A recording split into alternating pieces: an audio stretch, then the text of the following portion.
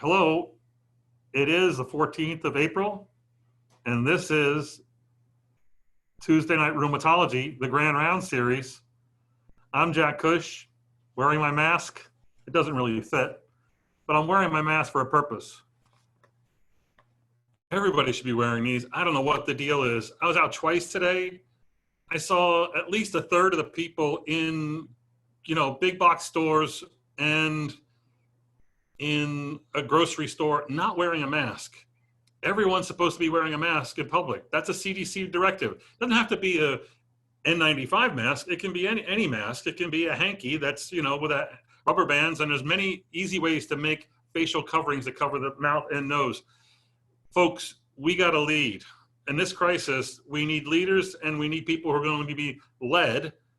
You are the experts. People are looking to you for the information. Why do we need to force this upon people? Because the numbers are still shocking. They're shockingly bad. I wrote on on the website on the 5th of April that we had 9,000 deaths in the United States.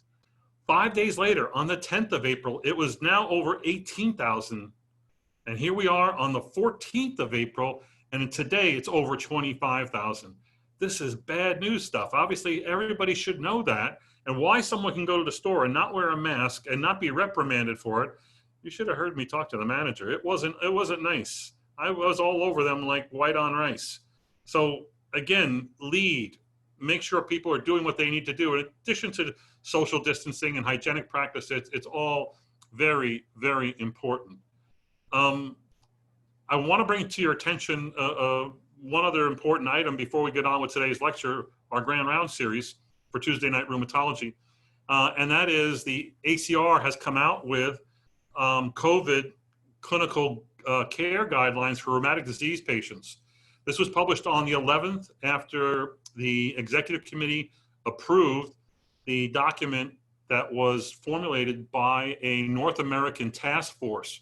That task force included 11 rheumatologists and 4 infectious disease specialists, and addressed a number of key clinical questions. I don't know how they did it, but they really came up with a pretty smart guidance document answering a lot of the questions that all of you had, a lot of the questions that we did address or tried to address in our town hall meeting. And I think you need to look at that. It's on our website. I posted the link to the ACR website in the paper, in the publication on Room Now. I sort of did a redo. I reordered their guidelines in accordance with the strength of recommendations. You should know that this was an expert consensus guideline because there are no guidelines on stuff like this. This is a crisis. This is an urgent situation for which data is going to be really in short supply. So we need the consensus of experts. The things are graded as being either high consensus, moderate consensus, or low. There were no low. There were some high. There was a lot of moderate or moderate to high consensus items. In general, they do support what we said all along. Do not stop DMARDs because you're concerned about the corona crisis or the COVID that's out there.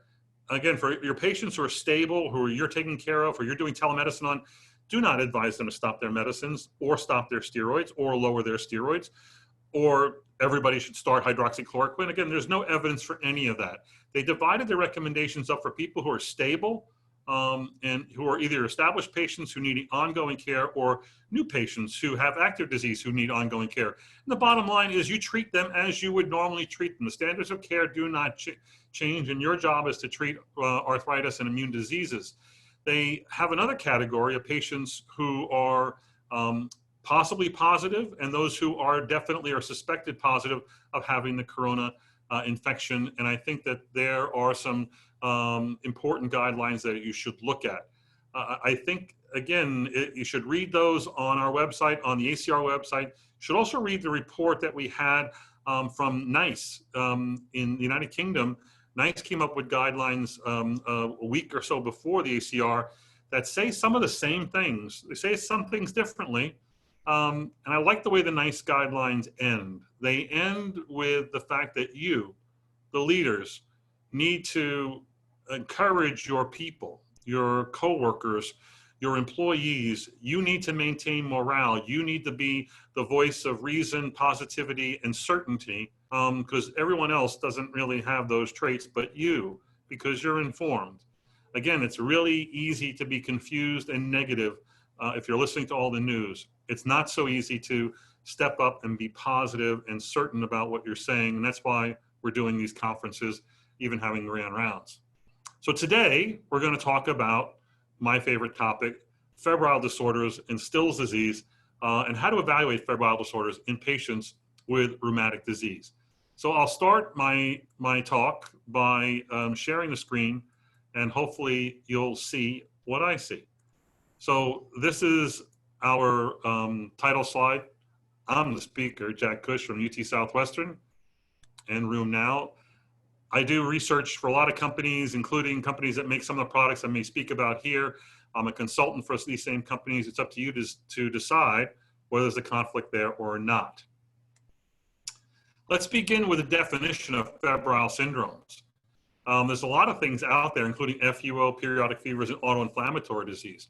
Autoinflammatory disease is an important consideration here because we're talking about disorders where there's inflammation that is unrelated to infection, autoantibodies, and antigen-specific T-cell activity. It's often driven by an innate immune response and excessive inflammasome activity. These are often monogenic disorders that begin in children and sometimes are continued into throughout childhood or into adolescence, and sometimes even in adults. Now, periodic fevers are often a subset of autoinflammatory syndromes, and basically they imply that fever recurs at a certain rate or interval, has a certain periodicity. These two, because they're often autoinflammatory, are hereditary and often monogenic, although it does include some disorders which we don't have the genetic basis for, but we consider to be polygenic. Again, there should be disease-free intervals and a demonstration of recurrence. Fever of unknown origin, FUO, was popularized by Petersdorf back in 1960, another report back in the early 80s. The definitions here are usually two definitions: fever of greater than 101 Fahrenheit for at least 2 weeks, often documented either in the hospital or as an outpatient, and after there's been an extensive evaluation. Again, whether or not there's a hospitalization there is sort of up to the definition, and there are two of them out there. We're going to consider fevers, and this is a data set that's housed in Europe. It's the INFEVERS sort of database, and it looks at the monogenic basis of many of these periodic and autoinflammatory disorders, and we're looking at the ones that are being collected, the cases that are being collected. This is actually about 7 or 8 years old, so, but it still says the same thing. What's the most common thing we're seeing? MEFV gene rearrangements. That's what you see in familial Mediterranean fever. Next, with MVK, that's hyper IgD syndrome. Over here, disorders of NLRP3, NLRP7, that's the inflammasome activity. And down on the bottom, this is what you see with the TRAP syndrome, genetic disorders involving the type 1 TNF receptor. These are the kind of things that are common in the autoinflammatory spectrum, and there are many, many others. In fact, there's hundreds, and actually many that even haven't yet been described. But we're talking about seeing this as a consult or in a patient that you're following, these high spiking fevers, and whether they remain with an elevated baseline or they return to normal, you're being asked to evaluate that person and say what they may or may not have. So adults do get febrile disorders. You know, lupus actually doesn't give you much high fevers. It does when you have serositis and CNS involvement, but most lupus can give you low-grade fevers. The things that are most commonly give you fever is that AOSD, adult Still's disease, PMR, GCA, and sometimes other vasculitides, notorious for presenting as FUOs, okay? Patients with the hemophagocytic syndrome or macrophage activation syndrome of whatever cause, often due to JIA, Still's disease, but sometimes due to lupus and leukemia and infection. Sweet syndrome, Kikuchi syndrome, lymphoma, leukemia, and Crohn's, I throw in, but they're like the long tail, meaning these are very small things in the distribution of what actually happens. When you look at the things that fall under the autoinflammatory spectrum, you know, for many of them, including TRAPS on the bottom, FMF, familial Mediterranean fever, Muckle wells, about 20 to 30% of those patients are occurring in the adult population. More typically, an autoinflammatory disorder that typically affects adults is Schnitzler syndrome. That's a disorder that occurs in adults that is associated with a gammopathy, usually a monoclonal, sometimes polyclonal gammopathy. DTRA, which is the deficiency of the IL-36 receptor, is typically only in adults with a psoriatic and pustular skin disease like this disorder with fevers. Cyclic neutropenia is usually seen in adults, and Still's disease, because it is a pediatric disorder with an adult continuum, occurs in about a third of the cases are occurring in adults, usually between the ages of 16 and 35.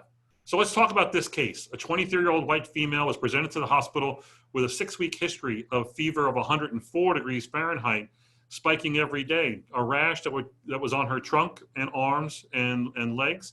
She had a prodromal sore throat in the 3 days prior to admission. She had on presentation myalgias, wrist pain, belly pain, had a rash on her trunk and extremities. She had previously been hospitalized between the ages of 9 and 12 for FUOs, hepatitis, even called rheumatic fever at one point, but obviously no consistency of diagnosis. Now, 20 years later, she shows up in the hospital with a high fever and this constellation. And while in the hospital, she develops pleuritis, pericarditis, generalized lymphadenopathy, splenomegaly, a white count of 40,000, and increased hepatic enzymes. I don't think it's hard for you at this point to realize that this patient has Still's disease. So what is Still's disease? When it's in the adult, it's adult-onset Still's disease. And that is a systemic inflammatory disorder, which occurs in children. And then when it's in young adults, it's usually up to age 35, suggesting it is the adult continuum of the pediatric disease, systemic onset JIA. Characterized by what? Quotidian fevers, evanescent rashes, polyarthritis, not monoarthritis, not oligo, poly, prodromal sore throat, serositis, organomegaly, very crazy looking labs, high white counts with a left shift, marked elevations of sed rate, CRP, and ferritin, and there is no diagnostic test. Hence, this is a diagnosis of exclusion. The problem is that when this was first diagnosed first described in 1971 by Eric Bywaters, and then redescribed in 72 by Joseph Bujak at the NIH, the stories of these patients were horrendous. Years and years of fevers and negative workups and no known diagnoses. Now the problem is the patient gets in the hospital, and on a day 3 or day 6, the ID person says, that's not one of my diseases, rheumatologist, it may be Still's disease. And now you have to make an earlier diagnosis, maybe with not the full disease being played out.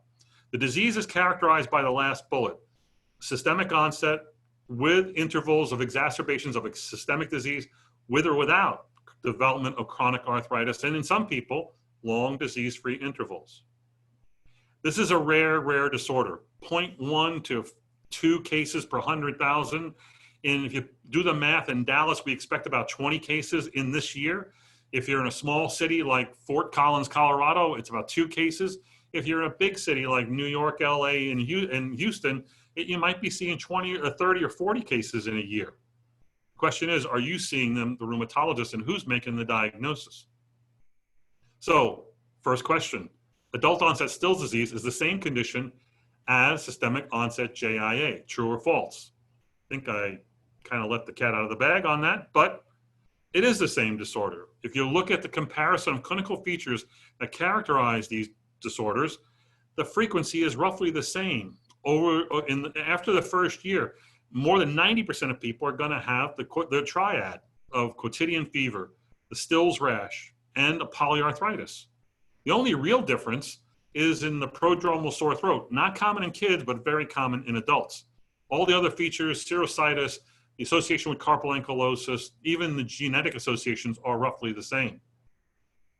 This is a disorder of males and females, and especially those under the age of 35. You can see from this graph of males and females being stacked that most of the cases here, I think this is probably about 80+% of the cases, are under the age of 35, but over the age of 17. If we had kids included in here, it would be a much bigger hump going to your left. The challenge here is that this is the leading cause of autoimmune or rheumatic FUO. By all series that have been described since the Petersdorf series, the second Petersdorf series, it makes up between 6 and 11% of all cases of FUO and making it the #1 rheumatic cause. The problem is that somewhere over a third of patients are going to develop erosive inflammatory polyarthritis that looks just like RA. It does have morbidity. This condition shouldn't kill anybody, but it could based on the high dose of steroids being used, the febrile hospitalizations, and development of macrophage activation syndrome. The diagnosis really requires the diagnostic triad of quotidian fever, evanescent rash, and polyarthritis. So this is my patient admitted to me in 1983.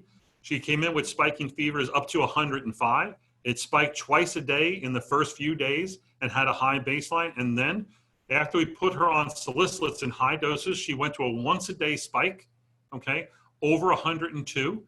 And then when she went on prednisone, you can see the fever curve starts to dissipate and reduce in its magnitude. This is very typical of someone who has adult onset Still's disease or systemic onset JIA. By the way, we will take questions at the end of this lecture. You can ask questions along by using the Q&A tab, okay? Quotidian fevers, that means a rise above 102 and return to baseline once a day. The interesting thing about Still's disease is that this quotidian fever is a true circadian fever. They occur at the same time in every person every day, meaning that it's usually late in the evening. It can be late in the afternoon, seldom late in the morning, never at 7 a.m. in the morning when you have your endogenous cortisol peak between 5 and 7 a.m. So they said 10 o'clock, 2 a.m., they get this spike. Tomorrow, they're going to get the same spike. It starts with a shaking chill, followed by this spike that goes to 102, 103, 104, maybe higher. And then after a few hours, it returns back to normal. They defervesce, drench their bed clothes, often have to change the sheets and their clothes and take a shower. The rash is called a Still's rash. It's also called a JRA rash, a rheumatoid rash. Not sure why it's called a rheumatoid rash, but it is what? Evanescent, meaning it comes and goes and changes daily, maybe maximal during febrile episodes. It is a salmon pink morbilliform maculopapular rash, maybe with areas of coalescent. It likes the trunk, neck, and extremities, never the palms, soles, or face. It has associated features of dermatographism, shown on the right, where this young man was scratching himself. Look at his belly. He has a protuberant belly from hepatosplenomegaly. He's got dermatographism, the development of rash, and Kebnerization, rash where he has previously scratched himself. Urticaria and pruritus is quite common in patients with Still's disease, 30 to 40% of patients. And urticaria is a common manifestation of many autoinflammatory disorders. This is again, I don't know how it looks on your screen. This is supposed to be a faint red or a pinkish kind of rash. It likes to be on the trunk. It also likes the same distribution as you might see with dermatomyositis. You can see on the right shoulder there, the woman, this is actually one of the mothers of one of the residents that was in my program. She's been scratching herself, and now she has an exaggerated wheal and flare or dermatographism. Here's a more faint picture on the chest of one of my patients. Another multiple choice question: which is true about joint involvement in Still's disease? Oligoarthritis is more common. 2, sacroiliitis in 20%. 3, seropositivity predicts erosions. And 4, more than 25% develop erosive polyarthritis. Again, you should know the answer to this because I've already said it twice. It's number 4. Up to a third of patients will get an erosive polyarthritis. It looks just like rheumatoid arthritis. It can have erosions. It has the same distribution, PIPs, MCPs, wrists, elbows, shoulders, knees, and then it settles down. But the distinctive thing is that with time, those with chronic arthritis, half of them are going to have intercarpal ankylosis, first described by Tom Metzger at the University of Pittsburgh with Wally Christie in 1976, showing a pericapitate distribution of ankylosis. Let me show you some pictures from the University of Pittsburgh. And actually, these were Gerald Rodman's patients back in 1972. LK in August shows up with high fevers, serositis, crazy looking labs, and wrist pain. This is his x-ray. Looks pretty normal. This is his x-ray 7 months later, and he clearly has ankylosis between the capitate and the metacarpals. also between the hamate and also over here with the lunate. So this is fairly typical. And while you occasionally see this in psoriatic and rheumatoid disease, it's more common in Still's disease, but psoriatic and rheumatoid disease is way more common. So think of those three, certainly think of Still's. Weight loss can be profound. When these people are really sick with their high fevers, their weight is going to drop like this with their anemia, with their albumin. It all goes at the same, it's a cytokine storm going on here. Prodromal sore throat in 70%. Myalgias in 3/4, hepatic dysfunction in 3/4. Lymphadenopathy is seen in 2/3, and then everything else, hepatosplenomegaly and serositis, between 20 and 40% of patients. These are the distinctive features. On the top right is a patient of mine with myocarditis. The same patient with a very striking chest x-ray showing pleural effusions, pneumonitis, pericarditis, pericardial effusions. He went on to have an endomyocardial biopsy showing myocardial inflammation, but also he needed a pericardial window to treat his serositis. The labs may be as striking as the patient appears. These people look septic. Their labs are notably negative for serologies. Their white count should be high with a big left shift. They quickly develop an anemia. The albumin will drop precipitously. SED rate and CRP are up in 90+%. Everybody loves ferritin, but folks, it's only elevated in 50% of patients. It is not as predictive as you'd like it to be. Look on the right. This is the distribution of white count, with the peak distribution being here around 20,000 in the middle. Look at the SED rate on the bottom. 50% of patients have a SED rate greater than 90. 90% of patients have a SED rate greater than 50. That's what I came up with. Hyperferritinemia, as many times as I've seen it in my career and managing patients, inpatient, outpatient, I see more of what's on the left than Still's disease, which is on the bottom. Iron overload, hemochromatosis, liver disease, neoplasia. I've seen more cases with lupus and hyperferritinemia than I've seen with Still's, and I've seen a lot of patients with Still's. Nonetheless, it's a good biomarker, but it's not the best biomarker. And I think you should consider these other causes if you see ferritins of 10,000 or 5,000 or more. On the right, you could see that it's high in active disease, it's low in inactive disease. On the bottom right shows you what happens to systemic JIA patients and their ferritin levels as they are diagnosed and treated. It will drop. Now, when I see ferritin, I'm worried about macrophage activation syndrome. I mean, and again, this is serious because it carries up to a 38% chance of death. The number one cause of macrophage activation syndrome, if you consider all causes, is going to be systemic onset JIA, with adult Still's not too far behind. But it can occur in other autoimmune diseases, including lupus and vasculitis, and patients who have severe infections in DB and non-Hodgkin's lymphoma. They present with hepatosplenomegaly, fevers, high LFT. So far, it sounds like Still's disease. But where are they different? Well, the LFTs rise. They get scary high. They develop, their high white count becomes now a low white count. They can develop DIC. They develop thrombocytopenia, leukopenia, and hyperferritinemia. These are really bad prognostic signs. The SED rate drops owing to liver dysfunction, but the CRP continues to rise. Don't miss macrophage activation syndrome. Early intervention, if they're not already on an IL-1 or IL-6 inhibitor, give it to them. You can get macrophage activation syndrome on IL-1 or IL-6 inhibitors.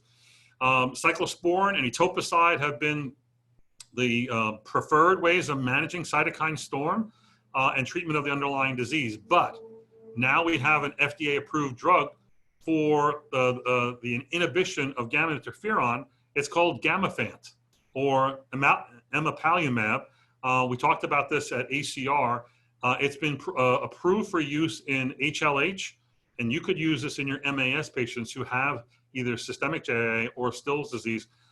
It's highly effective, and you should look at the data that we've previously published on that. The diagnosis of Still's rests on criteria. Many of you, I don't know why, will call this Still's disease when you see someone with a febrile disorder, not necessarily documented, and you don't know what the cause is. And, well, probably Still's disease. Well, it's not that easy, folks. You either need to meet the minor or major criteria either put forth by Yamaguchi in '92 or my criteria in 2000 or even Fautrell. ILAR has criteria. I don't expect you to know these. You could look them up on the internet. but I got a website for you. It's not called Rheum now. It's called Stills now. And this is a spot you can go to find lectures and videos and papers on Still's disease. And in the far right, you can see something called a diagnosis calculator. Pull this up, and all you got to do is check a bunch of boxes like this, and the website will make the calculation for you as to whether the patient, in this case had what? Elevated sed rate, high white count, age less than 35, daily fevers, painful swollen joints, carpal ankylosis, sore throat, splenomegaly. Sounds like Still's disease. Well, didn't meet my criteria, did meet Yamaguchi criteria, and did not meet the ILAR criteria. So this can be a helpful tool in managing and diagnosing patients with Still's disease. A multiple choice question. In patients who have chronic fevers, who would you order genetic testing? Let's say it doesn't meet criteria for Still's disease. The fevers aren't spiking daily. They're kind of intermittent and maybe 101. Would you do it in patients who have a family history of fevers and similar symptoms? Would you do it if they don't have daily fevers? Would you do it in those not meeting Yamaguchi criteria? Or I've never ordered genetic tests and don't know how to or when to. Well, I would say that items number 2 or 3 might be reasonable. Throw in number 1, why not? You can do genetic testing when the diagnosis is not certain and it's not quite so hard.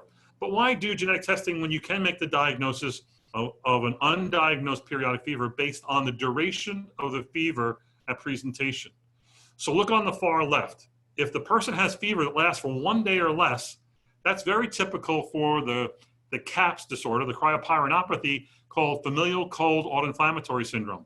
Kids exposed to air conditioning, they get fever and rashes. Guess what? They respond well to IL-1 inhibition, and you can do a genetic test for that. However, let's say the fever lasts for up to 3 days. You might consider FMF if it's an adult. If it's not, you might also consider Muckle-Wells syndrome.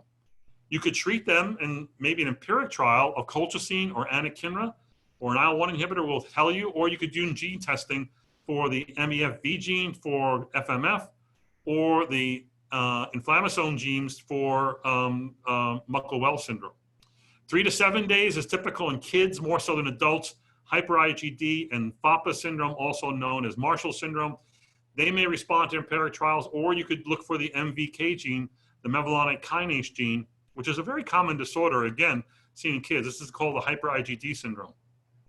If it's about 2 weeks of fever, 7 to 21 days, you should consider TRAPS, the TNF receptor rearrangement that leads to periodic fevers lasting daily for up to 2 or 3 weeks. Etanercept works here. Actually, IL-1 inhibitors work probably better than does etanercept, but you can also do the genetic testing. And then if they have daily fevers, you should consider SOJA, adult Still's, and Schnitzler syndrome in adults. There you can do an empiric trial. There is no genetic test. How would I get genetic testing? Well, there are a lot of gene organizations like GeneDx here where you can order a panel from these folks. This is what we did in one of my patients.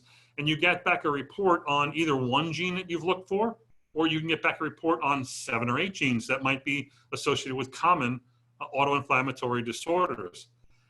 This, when you order it through them or through your commercial laboratory that you're linked to, can often cost thousands of dollars and take 18 letters and 4 to 7 weeks to get back a result. It's a hassle.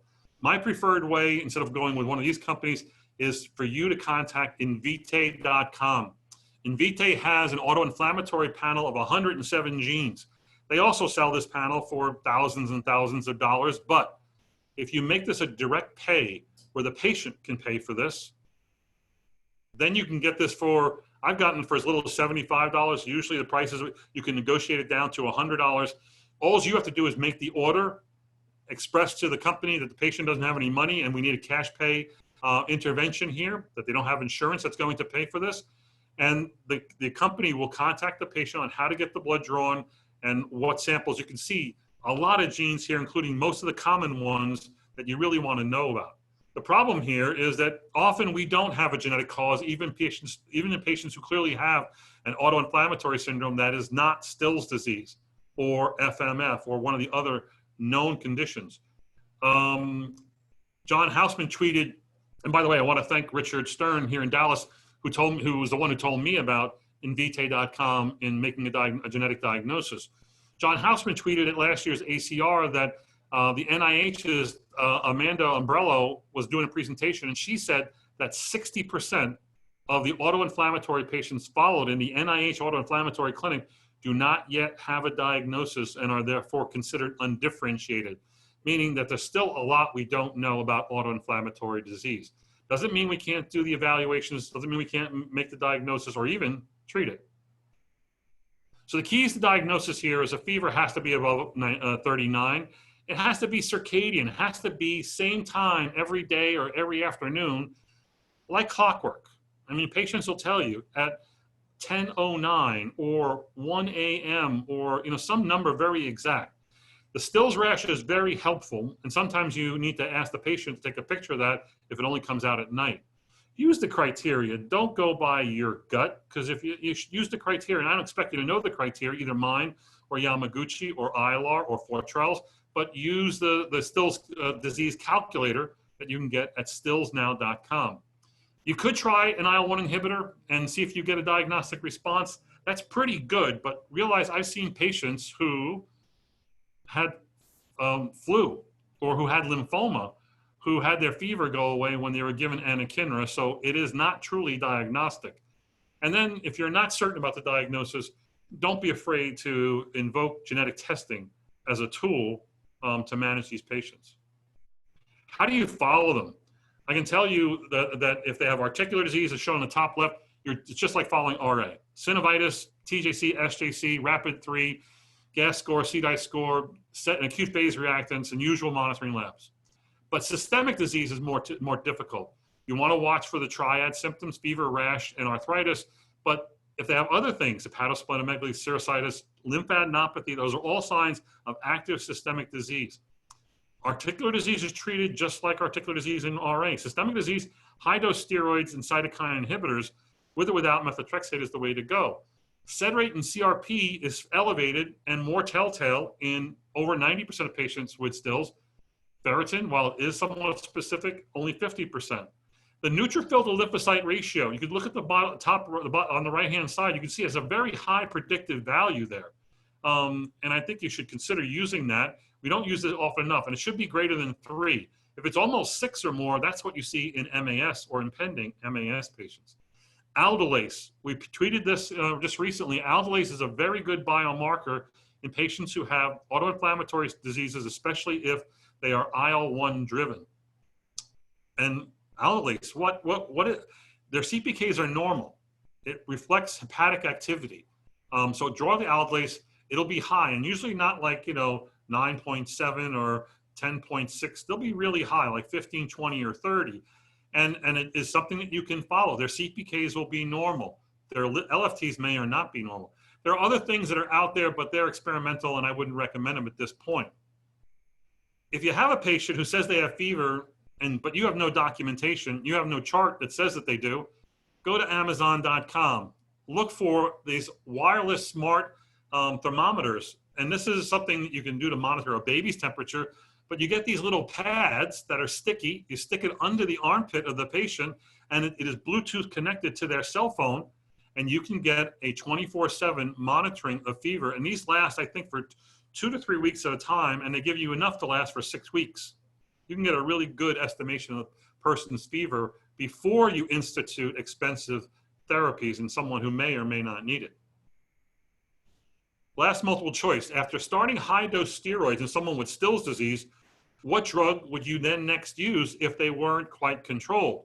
Would you use methotrexate, a TNF inhibitor, number 2, 3, an IL-1 inhibitor, 4, an IL-6 inhibitor, 5, something else? Well, we actually did a survey of this and had over 350 responses from you, the rheumatologists, and we showed that half of you were going to use a biologic and the other half were going to use methotrexate. Of those that use biologic, 3/4 believe that this is an IL-1 driven disease and therefore we're more likely to use anakinra, and about 1/4 believe that IL-6 is what's behind this and we're more likely to use an IL-6 inhibitor like tocilizumab or sarilumab.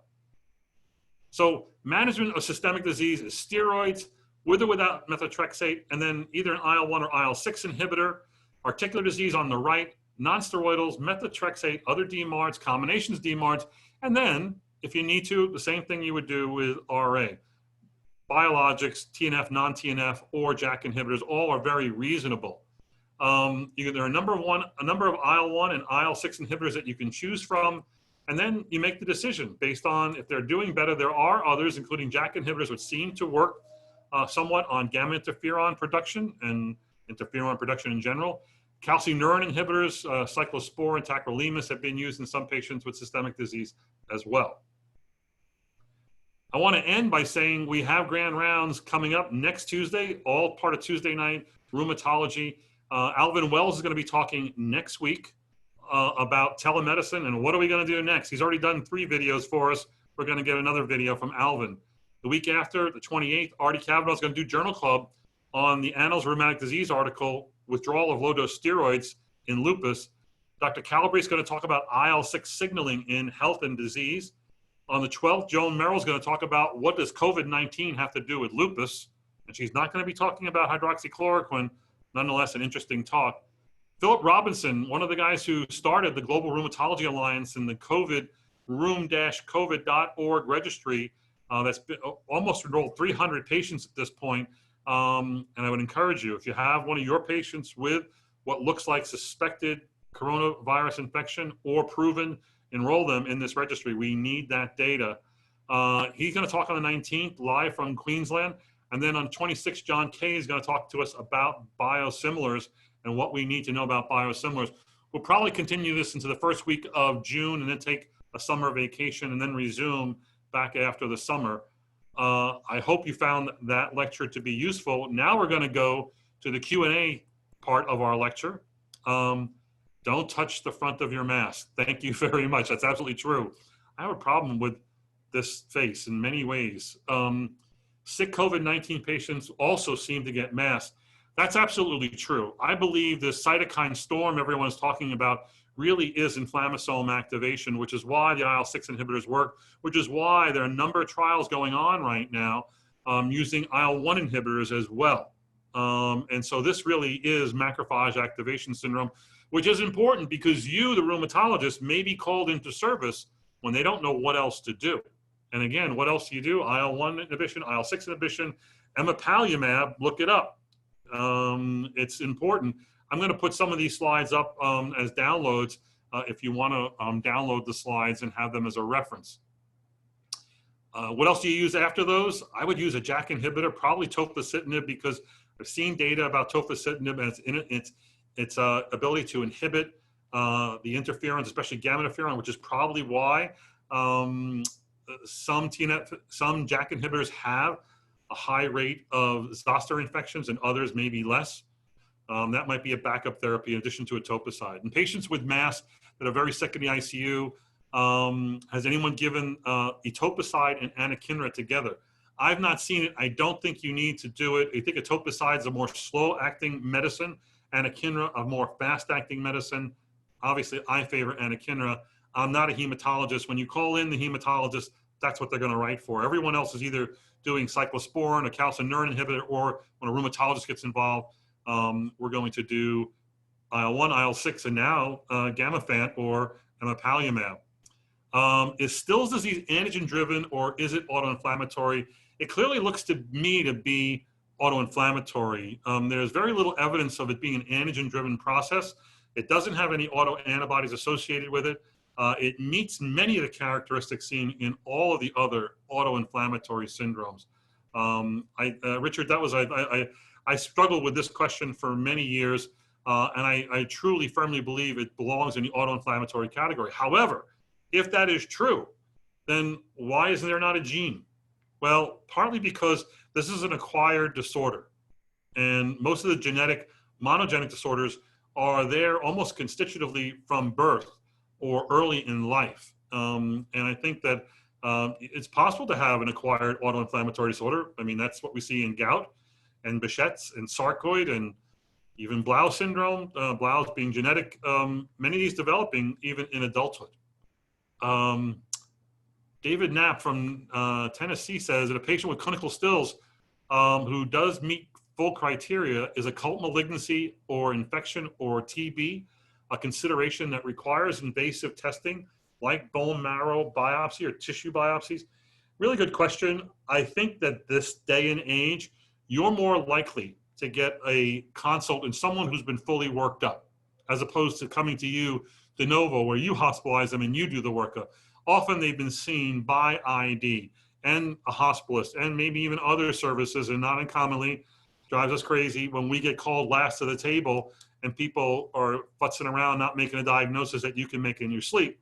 So often that is done. I would say that a bone marrow biopsy and or aspirate could be a very important part of an FUO workup if all cultures prove negative and it doesn't look like an autoinflammatory or Still's disease diagnosis. I would consider that and or a blind muscle biopsy in some people, but I also am more likely to make the diagnosis if the patient meets criteria, then we can safely move forward. Criteria do, by the way, say you must have been worked up sufficiently and had infection and malignancy ruled out in those cases. Can you tell me more about TRAPS? You know, it used to be called Hibernian fever. It is sort of European descent individuals. Fevers can last as little as 7 days, and but it's more like 2 to 3 weeks. There is a periodicity. They get a lot of the same features that you get with the other autoinflammatory syndromes, which includes fever and rashes and crazy looking labs and systemic manifestations. Like many of the autoinflammatory syndromes, they also get a propensity to get secondary amyloidosis. That can be systemic amyloidosis or renal amyloidosis, and we say that amyloidosis commonly occurs on the other side of the pond in Europe and in the UK and in Israel, not so much over here. Well, I've seen a lot of Still's patients. I've had 2 of my patients die with renal failure and renal amyloidosis. So amyloidosis occurs in the cryopyrinopathies, CAPS, Muckle-Wells. It also occurs in TRAPS and many of the autoinflammatory syndromes. What is your experience with IVIG and mass cytokine storm? I have none. I've seen some reports. I think it reflects frustration more than anything else. I'm frustrated by use of IVIG. It's, to me, a bit voodoo late in the game, and I like to know a little bit more about what I'm doing and why I'm doing it. Yet there may be a good role for IVIG where in refractory inflammatory myositis, and I'll say in early skin progressive systemic sclerosis. There's some trials going on in that. And there's a few others, obviously, that many of you have known about. I missed this, but how does the rate of thrombotic events fit with mass vis-a-vis COVID or Still's? Thrombotic events are not typical in Still's. DIC, sometimes with thrombotic events, have been described, rarely with hemorrhagic events. I did describe this week a report, actually I didn't describe it, New England Journal described in a correspondence report of 3 cases of patients with thrombotic CNS lesions that were hemorrhagic and associated with IgA anticardiolipin antibodies and IgG beta-2 glycoprotein 1 antibodies. And these patients had encephalopathy and neurologic deficits. Does thrombotic events occur with mass? It's not high on the list, but I'm sure it occurs. I just haven't seen it that often. Next, would you consider a patient with intermittent fever for a few years and not daily fevers for genetic testing? If it truly is intermittent fevers and it fits that pattern of either 3 days of fever, 7 days of fever, or 14 to 21 days, and then they go into disease-free intervals, then yes, I would do genetic testing. I got to tell you, I see a lot of Still's disease consults. I might see 20 a year. I've probably seen hundreds in my career. And the #1 Still's disease referral that I see is someone who thinks they have a fever when they really have fibromyalgia and they tell me that their fever is 100. That's not a fever. We're talking about a fever greater than 101 is what would be my cutoff for consideration of genetic testing. Acthar gel, not unless you put a gun to my head, and I still would not do it. It's voodoo. It's not approved for anything. What's approved for some things, it's not been tested in anything. the company should do trials in diseases it wants to sell the drug. It's way too expensive. It bankrupted Rockford, Illinois. If you ask about Acthar gel, I'm sorry, you get the brutal, honest truth. It's criminal to use it in this situation. All the other steroids work. Why would you use the most expensive one? What about Ilaris instead of anakinra? A really good question from John Tesser. John, how are you, buddy? John, you should be giving these lectures. I'm going to call you. You're going to give one of these lectures. Ilaris and anakinra, I think it's a very good choice. I think the benefit of anakinra is its weakness. It has a short half-life. It's got a half-life of 6 hours. So if you're treating Still's disease, you got to give the drug at night. Don't give it in the daytime. And if they're not responding, double the dose, especially a big person. But the problem is the short half-life, but it also works fast. Almost everybody that's going to respond to IL-1 inhibition will probably respond in the first day or two, if not the first shot. The longer-acting canakinumab may take a few days to really get a response, but it may be the better drug in the long run. So I am currently starting out with people in the hospital or new onset, severely active systemic disease. I'll give them anakinra. It's easy to get in the hospital, by the way. It's harder to get as an outpatient, as you well know. But then once they've been on daily injections with anakinra, then I would probably switch them over to a longer acting agent, and Ilaris would be a good choice. Now, right now, there is no drug that's approved for adult Still's disease. That's an IL-1 inhibitor. The IL-6 inhibitor is approved, the IL-1 inhibitor canakinumab, and I guess there's another one that they are approved in kids over the age of 2 with systemic onset disease.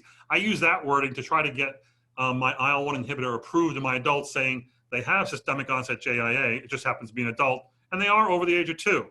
Meets all other criteria, and then you send them, you know, a wad of papers this thick showing that it does work. They'd actually have to approve it. Andres Caseno asks, is methotrexate the first-line medication for Stills? What about anakinra as first line? Well, that's a great question, because you are either being prudent about your therapeutics and expenses. You know, prior to the availability of, and by the way, I want to say TNF inhibitors are not to be used in acute systemic disease. They don't work. They don't work. Save your TNF inhibitors for management of RA, chronic inflammatory polyarthritis. But acute systemic disease, prior to biologics, the treatment was high-dose steroids, and they don't respond to 20.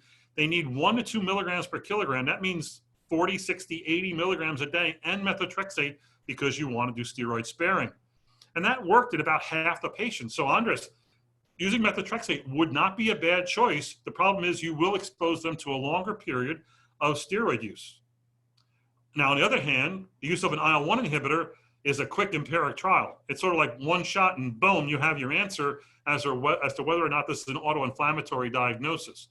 Would methotrexate work in other autoinflammatory diagnoses? Less commonly so.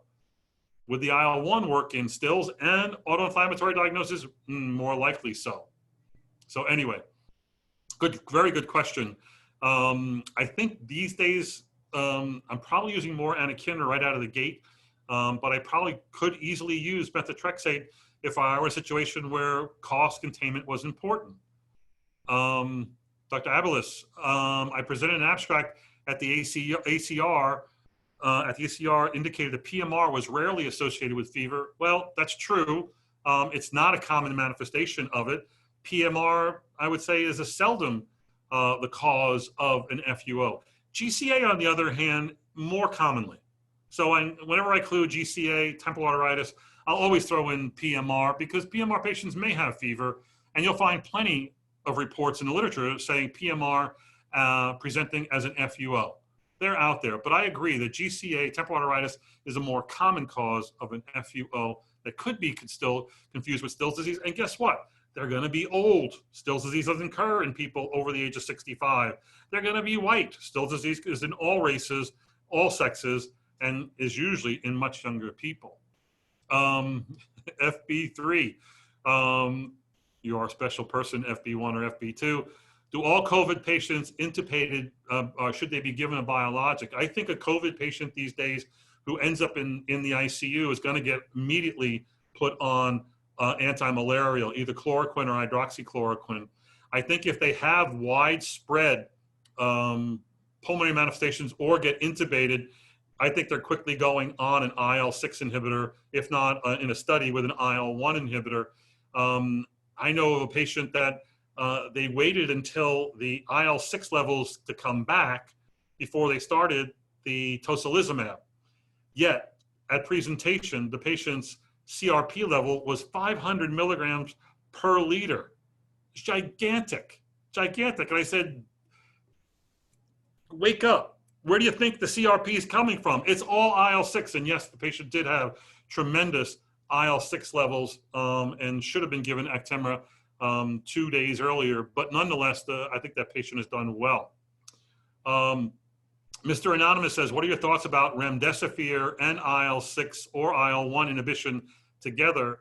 Obviously not in Still's disease. You're lapsing into a corona discussion, but I think all those are experimental therapies.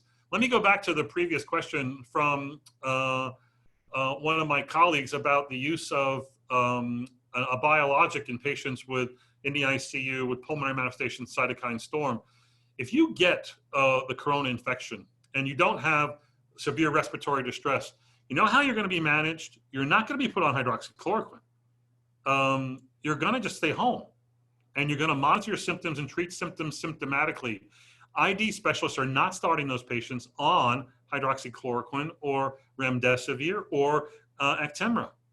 So I think that these drugs are basically being used in the most severe cases, usually under direct observation in the hospital and or in ICU. That's talking about the coronavirus infected patients. Dr. Horvath, those with hyperferritinemia, is there a certain level that's concerning? When it's 5 to 10,000 or more, is Still's disease more likely than a malignancy or an iron overload situation? No, it is not. There's no number at which Still's disease is more concerning. The higher the number, the more I'm concerned about macrophage activation syndrome. What's happening to their white count? Is it dropping when it was high? What's happening to their platelet count? When it was high and now it's dropping. What's happening to the sed rate? It was high and now it's dropping. The patient's looking worse. The lungs are looking worse. The liver's going down the toilet. It's MAS. I think, again, ferritin is a great measure to use. It is not the biomarker for Still's. The Still's biomarker are their symptoms, the key symptoms that we talked about. Aldolase levels, the neutrophil to lymphocyte ratio, sed rate and CRP. Yes, sure, ferritin, but use ferritin as a tool about how much you're going to worry about the risk of MAS. IVIG might be useful for COVID associated ADE, antibody-dependent enhancement from neutralization antibodies with SARS. Yeah, Gene, IVIG and COVID would be experimental, and now we're trying to find a niche for it. I would not be recommending it as a rheumatologic consultant. You're welcome to, not me. I'm not on that list. Dr. Quinnett at the Oxford Clinic, how are you, Robert? Any evidence of heterozygosity for the autoinflammatory genes in Still's or systemic JIA? No, but it has been shown that patients diagnosed mainly with systemic JIA, when they do undergo genetic testing, you can find a known autoinflammatory diagnosis in as much as, I think, 10 to 20% of patients, mainly correcting the diagnosis. I don't think it is a heterozygous presentation of a known genetic defect that leads to a more confused diagnosis of Still's disease. I think that, again, the more atypical the patient is, the more you should do genetic testing to confirm the diagnosis of systemic JIA in kids and adults. What's my first go-to drug in Still's? It always depends, but steroids, 80 milligrams a day, 60 milligrams a day, IV Solumedrol, 40 BID if they're in the hospital. And then based on what's going on, you could even use methotrexate and high-dose steroids in patients who have LFTs that are up to 4 or 5 times normal, because correcting inflammation will correct that. Most people are afraid to do it when LFTs are that high. Most people with LFTs that high might use prednisolone over prednisone because it's less metabolized by the liver. But again, my go-to is high-dose steroids, and I probably would use more anakinra as my first choice, especially in someone who is hospitalized. Let's see. So in a patient who has intermittent fevers for 3 days, but negative FMF testing and no other causes of fever, but has the right ethnicity, meaning of Mediterranean origin, would you consider a colchicine trial? Sure, it's easy. It's well tolerated. Why not do it? I might even consider after that a trial of anakinra. The problem is that FMF, the attacks last 1 to 3 days. They can almost always be prevented by colchicine or treated with acute steroids rather than using an IL-1 inhibitor or other agents to manage FMF. So I think that's certainly a smart thing to do just based on the duration of the fever. I used Ilaris in 1 TRAPS and in 1 stills after anakinra, and yeah, it works after anakinra. And IL-1 inhibition, actually, the early data on TRAPS was they didn't respond to infliximab, but they do respond to etanercept. Guess what, folks? They have way better responses. I think 50% of them respond to TNF inhibition, etanercept, but like 80–90% respond to IL-1 inhibition, either anakinra or canakinumab, or rilonacept is the other one. Rilonacept just happens to be ungodly expensive at more than $250,000 for a year's supply. Canakinumab over $100,000 is still quite expensive. And anakinra, I don't know what the recent cost is, but it's probably closer to $60,000 a year for daily anakinra in someone who needs it. Blau syndrome, I'm not the expert, Bharat. I wish I could answer that for you, but you're gonna have to read up on that. Maybe someday I'll write about it. What is the role of JAK inhibitors, if any, in stills or systemic JIA? I would use them. I have used them to manage MAS in someone who could not get cyclosporin and or etoposide, and it worked really well. I was able to stop the patient's IL-6 inhibitor and continue them on methotrexate and JAK inhibitor and control their fevers and get them out of MAS. But again, this is experimental. I mean, there are trials I think that people would like to do here. The problem is trials in systemic JIA and adult stills are very difficult to do because it still is a rare disease. As I said, there are 20 cases this year in Dallas. How many am I gonna see in Dallas where all my friends here know I'm interested in this, know I'm the self-declared expert? I might see 1 or 2 from the local community, which means that the vast majority of these cases are running out there, are out there under the care of many different people. So there may be a role for the JAK inhibitors. Will they all be the same? I don't think so, because I think the JAK inhibitors, as you're going to see in the future, have a differential effect on gamma interferon in vitro studies or ex vivo studies, not in real life studies. Again, I don't expect real life clinical trials to happen there. Let's see, a pulmonologist and the ICU task force, 73 recommended hydroxychloroquine when COVID presented with pneumonia, but not ARDS or CSS. I don't know what CSS is. Pneumonia, but not ARDS. I'm sorry, there's a fine line between those two. It's not surprising. We're talking about severe patients. Again, the patient who stays at home is not getting hydroxychloroquine. If you look at our task force, our town hall we had almost 2 weeks ago, we asked our experts, including 2 ID specialists, would they recommend patients go on hydroxychloroquine, our patients go on hydroxychloroquine as prophylaxis? They all said no. Were they up in arms about the overblown effects or supposed effects of hydroxychloroquine? They all said yes. But yet they all said, in response to the question, would you take hydroxychloroquine if you got COVID? They all said yes. Mainly saying, well, it might help, and I know it's safe, and that's why they would use it. So there's a little bit of a paradox there. But again, I think we have to safeguard the stockpile of antimalarials for patients who really need them, and make those decisions on an individual case-by-case basis. I got time for maybe one more question. What about steroids? No, that's a Corona question. I'm going to end there. And thank you for your time and taking the time to view this presentation. Be sure to tune in for future lectures on Tuesday night. I think we got a cast of speakers who are really superb, and I think you'll find those worthwhile. I'll post this in the next few days on the website. I'll try to post some slides that I can share for you as well. Have a good night. Tune into Room Now. Bye now.